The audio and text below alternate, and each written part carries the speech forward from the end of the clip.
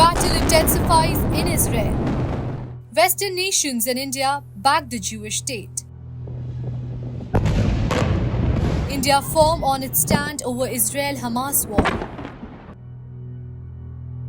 Has India always supported Israel? How have India-Israel relations been in the past? From Nehru to Modi, has India changed its stand? Has Hamas launched its deadliest attack on Israel, killing hundreds of civilians? Many nations, including India, condemned the attack. Prime Minister Narendra Modi expressed his support to the Jewish nation, lashing out at the terror group. India and Israel have held a strong bilateral relationship. However, the relationship between India and Israel was not always the same. India's relationship with Israel and Palestine has indeed gone through significant changes since the creation of Israel in 1948. When the United Nations was going to vote on Palestine and Israel's statehood in 1947, Israel was looking for India's support during the voting process and even approached Albert Einstein to convince the Indian Prime Minister. Jawaharlal Nehru said no to it and then voted against the UNGA resolution on the partition of Palestine on November 29, 1947. Formal recognition of Israel as an independent country by India came in 1950. In 1965, Israel also helped India with arms and ammunition supply during the war with Pakistan.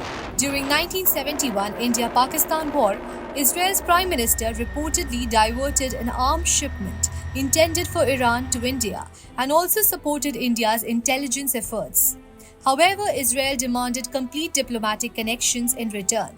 Even the Kargil conflict in 1999 became a turning point for both countries. During the Kargil war, Israel provided support to India as Indian armed forces attempted to repel intruders who had infiltrated Indian territory.